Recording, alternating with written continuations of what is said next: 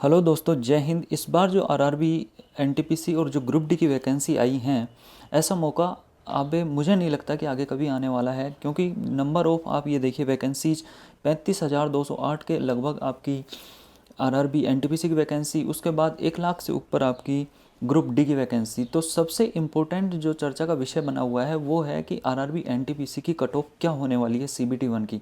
तो उसी को डिस्कस करने के लिए मैं आपके सामने लेकर के आया हूँ एक बहुत ही बेहतरीन और डिटेल एनालिसिस। इस एनालिसिस की विशेषता क्या है, इसके अंदर आप देखेंगे कि हमने लगभग 6 पैरामीटर्स को यहाँ पर 6 पैरामीटर्स को लेकर के वो एनालाइज किया है जो आरआरबी की कट ऑफ होने वाली है। आप यहाँ देख सकते हैं पहला जो पैरामीटर्स है हमने यहाँ पर लेकर के आए हैं आपके लिए कंपटीशन रेशो की। कंपटीशन रेशो प्रीवियस ईयर और अब की बार क्या रहा, उसके बाद में कंपटीशन रेशो के बाद में दूसरा पैरामीटर हो गया आपका प्रीवियस ईयर कट ऑफ। तीसरा जो आपका पैरामीटर है कि वैकेंसी आने में कितना टाइम लगा, उसके आधार पर इस पर क्या प्रभाव पड़ेगा। चौथा जो आपका पैरामीटर है कि जो पेपर का जो पैटर्न है वो चेंज हुआ था, उसके आधार पर आपकी कट ऑफ पर क्या प्रभाव पड़ेगा। पांचवा जो पैरामीटर है कि कैंडिडेट्स की अटेंडेंस क्या रही होगी, वो हम औसत मान करके चलेंगे, क्योंकि अभी भी चौथे फेज के जो एग्ज़ाम है सीबीटी 1 के वो चल रहे हैं, फिफ्थ फेज के आगे होंगे। और जो लास्ट पैरामीटर जो बहुत ही मतलब नॉर्मलाइजेशन का जो फैक्टर है वो किस प्रकार से वेरी करेगा, या फिर किस प्रकार से आपका मतलब एक हम ये कह सकते हैं कि कितना बढ़ सकता है कितना घट सकता है, उस पर चर्चा करेंगे। और लास्ट में हम इसकी समरी निकालेंगे और देखेंगे कि जो आपकी एक्सपेक्टेड कट ऑफ है वो क्या रहने वाली है। तो वन बाय वन सभी पैरामीटर्स को शुरू करते हैं। तो चलिए स्टार्ट करते हैं। तो पहला पैरामीटर है कंपटीशन रेशो। तो तुलना करेंगे हम 2021 जो मतलब आपकी 2019 में जो आपका नोटिफिकेशन आया था उसका जो कंपटीशन का जो अनुपात रहा रेशो, वो 2016 के साथ क्या कंपटीशन रेशो रहा था उसी के साथ पहला हम कंपैरिजन करेंगे। तो आप यहाँ देखेंगे कि 2021 आरआरबी एनटीपीसी का जो कंपटीशन रेशियो है, टोटल वैकेंसी आप जानते हैं 35,208 हैं। उसके बाद जब टोटल वैकेंसी के लिए जो टोटल एप्लीकेशंस अप्लाई किए गए थे वो हैं 1,26,30,30,885। तो जब आप 1,26,30,885 में टोटल वैकेंसी को डिवाइड करेंगे तो आप यहाँ देख सकते हैं आपका जो पर सीट कॉम्पिटिशन आ रहा है वो आ रहा है 358।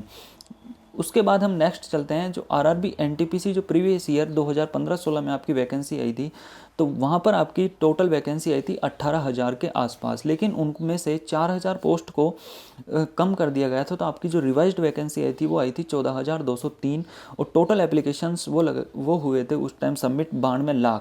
तो उस टाइम जो पर सीट कंपटीशन था 647 था। अब आप देखेंगे यहाँ पर नेक्स्ट स्लाइड के अंदर जो कंपटीशन रेशो रहा आरआरबी एनटीपीसी में कितना है, पर सीट कंपटीशन रेशो 647। और जो आरआरबी आपका जो ग्रुप डी है उसके अंदर जो पर सीट कंपटीशन है वो कितना है 300। वो आरआरबी एनटीपीसी जो 2015-16 में जो आपका एग्ज़ाम हुआ था वहाँ पर जो पर सीट जो कंपटीशन रेशो था वो वहाँ पर था आपका कितना 358। ये 647 है यहाँ पर और 358 यहाँ पर है। सॉरी, सही है, ये 358 है और वहाँ पर कितना है 647।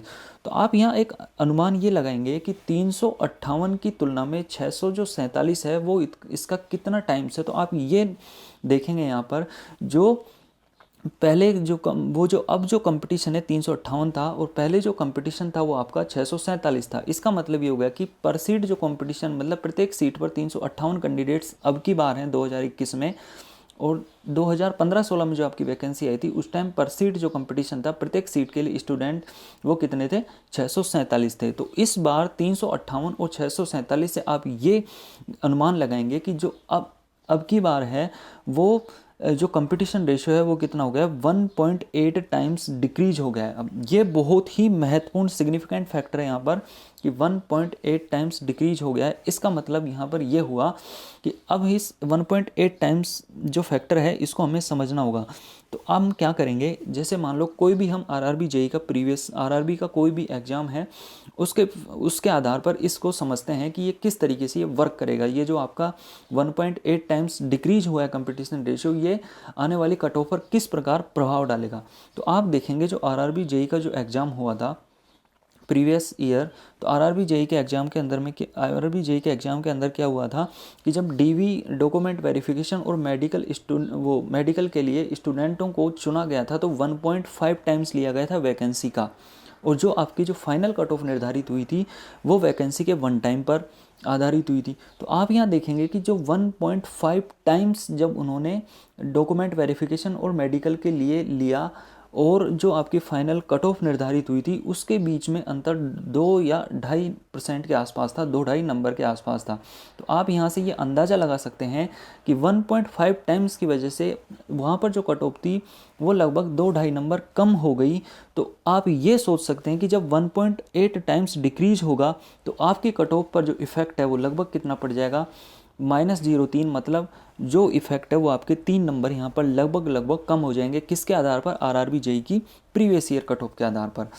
अब नेक्स्ट अपन उस पर चलते हैं जो आपका पैरामीटर है। तो दूसरा पैरामीटर प्रीवियस कट ऑफ। अब सबसे पहले तो हमें क्या चाहिए, जैसे हम कोई भी मैथमेटिक्स का क्वेश्चन भी सॉल्व करते हैं तो हमें सबसे पहले कोई आधार चाहिए। तो हम आधार यहाँ पर प्रीवियस ईयर कट ऑफ को लेकर करेंगे। उसमें हम पैरामीटर को जोड़ेंगे, किस पैरामीटर की वजह से वैकेंसी बढ़ सकती है, किसकी वजह से घट सकती है।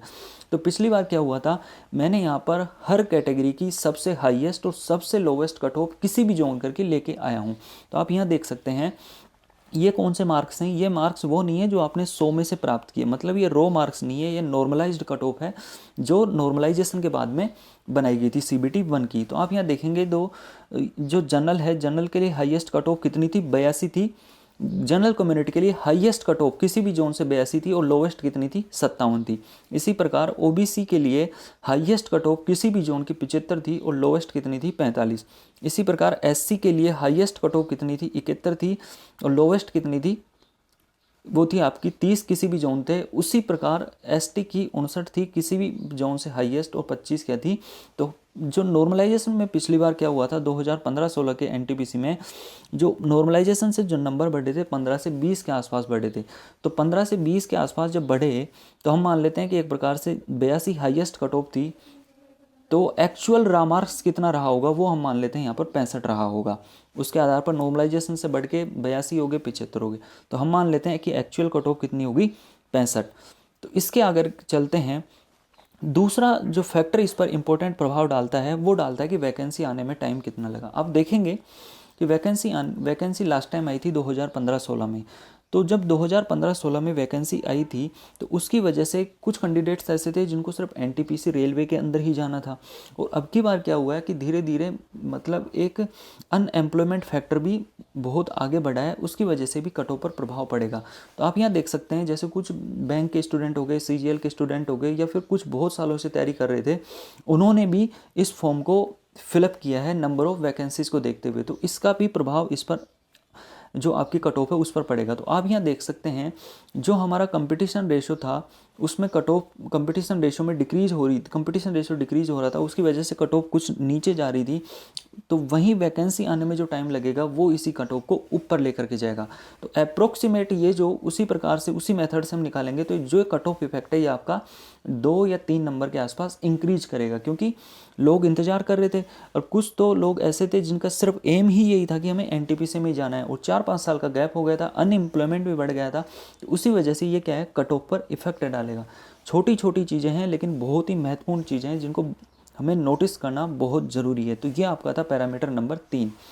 चौथा जो पैरामीटर है आपका वो है पेपर पैटर्न चेंज। मतलब क्या हुआ था कि 2015-16 में जब आपकी वैकेंसी आई थी, आप यहाँ देख सकते हैं कि जो मैथ का question 20 question 20 marks, reasoning 25 question 25 marks, general awareness 30 question 30 marks और जनरल साइंस 25 क्वेश्चन 25 मार्क्स।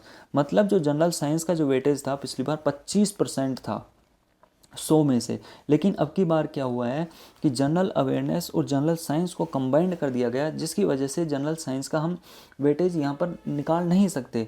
और आप देखेंगे कि जो मैथ और रीजनिंग और यदि जनरल साइंस हो, ये तीनों चीज़ें क्या हैं, ये हमें एक्यूरेसी देती हैं और जबकि एक्यूरेसी देती हैं।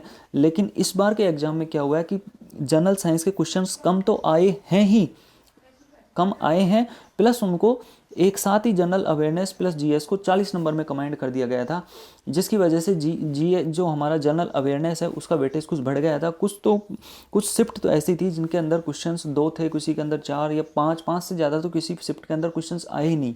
तो ये क्या है, ये जो चीज़ है ये आपकी कट ऑफ को क्या करेगी, कम करेगी। क्योंकि आप ये मान के चलो कि जो 2015-16 का जो आपका एग्ज़ाम हुआ, आप यहाँ देख सकते हैं मैथ 20, रीजनिंग 25, 20-25 45 और 45 जीएस कितने हो गए आपके 25, तो ये हो गए 70 नंबर। 70 नंबर यदि कोई स्टूडेंट यदि एक्यूरेसी के साथ करे तो वो उस टाइम वहाँ पर 65 नंबर ला सकता था, क्योंकि मैथ में भी आप कर सकते हैं 100% एक्यूरेसी, रीजनिंग भी होगी और जनरल साइंस भी होगी। लेकिन इस बार क्या हुआ कि आप यहाँ देखेंगे 30 और 30-60 सिर्फ मैथ और रीजनिंग का, तो इस पर जो कट ऑफ पर इफेक्ट पड़ेगा वो मैं यहाँ मान के चल रहा हूँ कि 2 नंबर ये क्या हो जाएगी, जो आपकी एक्चुअल कट ऑफ है उससे कम हो जाएगी रो मार्क्स से। चौथा जो पैरामीटर है कैंडिडेट्स अटेंडेंस। अभी चौथे फेज का एग्ज़ाम चल रहा है, तो कैंडिडेट्स अटेंडेंस को इस पैरामीटर को हम यहाँ पर मतलब इसके बारे में चर्चा करना ये मुझे नहीं लगता है कि ठीक रहेगा, लेकिन हम ऐसा मान लेते हैं कि कुछ स्टूडेंट्स जिन्होंने भी एग्ज़ाम दिया थर्ड फेज तक, कुछ बोल रहे हैं कि सर अटेंडेंस 50% रही, कुछ बोल रहे हैं 55% रही, लेकिन मैं ये मान के चलता हूँ कि जो आपकी औसत उपस्थिति है वो कितनी रही, 60 से 70% के बीच रही होगी। ना मैं 50 ले रहा हूँ, ना मैं 55 ले रहा हूँ, मैं अबोव 60% एंड और वो क्या बोलते हैं 70% से मैं नीचे ले रहा हूँ, तो इसका भी फर्क पड़ेगा। और जो कट ऑफ इफेक्ट है वो हम मान लेते हैं यहाँ पर कितना रहेगा, 0.1 कैंडिडेट्स अटेंडेंस की वजह से क्या रहेगी, कम रहेगी। उसके बाद जो छठा है वो है नॉर्मलाइजेशन। अब जो नॉर्मलाइजेशन का कंसेप्ट है वो आपके पेपर के डिफ़िकल्टी लेवल पर डिपेंड करता है। तो अतः ये जो आपका पैरामीटर है ये क्या रहेगा, कांस्टेंट नहीं रहेगा। जैसे हम बोल दें कि सर 5 ही बढ़ेंगे प्रत्येक शिफ्ट पर, ये क्या करेगा, जो आपका डिफ़िकल्टी लेवल होगा उसके हिसाब से वेरी करेगा। 2 नंबर बढ़ सकता है, 5 नंबर, किसी के 10 नंबर बढ़ जाएंगे, किसी के 20 नंबर बढ़ जाएंगे। तो इसी प्रकार हम जो इसकी समराइज एनालिसिस करेंगे, तो आप यहाँ समराइज एनालिसिस में देख सकते हैं कि पिछली बार के जो मैंने रो मार्क्स लिए थे, मतलब रो मार्क्स मतलब नॉर्मलाइज्ड मार्क्स नहीं है, पिछली बार के कट ऑफ के 65, ठीक है। इन 65 में हम इस बार क्या क्या चीज़ वेरी कर सकती है उस चीज़ को देखेंगे। तो देखिए यहाँ पर ऊपर 65 रो मार्क्स मैंने पिछली कट ऑफ के ले लिए, तो कंपटीशन रेशो की वजह से -3, वैकेंसी गैप की वजह से +0.3 इंक्रीज हुआ, पेपर पैटर्न चेंज उसकी वजह से 2 नंबर कम, और कैंडिडेट अटेंडेंस की वजह से 1 नंबर कम। तो इस प्रकार आप टोटल मार्क्स निकालेंगे तो 65 में से ये 3 से ये 3 कट गए और 2 और ये -3, तो मतलब जो आपका एक्चुअल जो रो मार्क्स आ रहा है 62। इस 62 का मतलब ये हो गया कि फ्रेंड्स यदि आपने 100 में से कितने भी क्वेश्चंस किए हों, लेकिन कुल मिला के आपका काट पीट के नेगेटिव मार्किंग करा के यदि आपके 62 नंबर आ रहे हैं तो आपको घबराने की कोई ज़रूरत नहीं है। ये किसी भी कम्युनिटी की, जनरल कम्युनिटी की, या आप कोई भी कम्युनिटी ले सकते हैं, उसकी हाईएस्ट कट ऑफ होगी। हाँ, ये टोटल रो मार्क्स हैं, ये नॉर्मलाइज्ड मार्क्स नहीं है। अब ये नॉर्मलाइजेशन पे वेरी करता है कि जैसे मान लो कि नॉर्मलाइजेशन किसी के 5 नंबर बढ़ गए, किसी के 7 नंबर बढ़ गए, तो इस प्रकार से ये 67 हो सकता है, 68 हो सकता है, 70 हो सकता है, 72 हो सकता है। लेकिन यदि आपके टोटल रो मार्क्स 62 नंबर से ऊपर आ रहे हैं या फिर 62 आ रहे हैं तो आपको बिल्कुल भी घबराने की ज़रूरत नहीं है। निश्चित रूप से आप CBT 2 के लिए तैयारी कर सकते हैं। यदि आपको वीडियो पसंद आए तो वीडियो को ज़रूर लाइक कीजिए और हमारे चैनल को सब्सक्राइब कीजिए और वीडियो को ज़्यादा से ज़्यादा शेयर कीजिए। वीडियो देखने के लिए थैंक यू सो मच।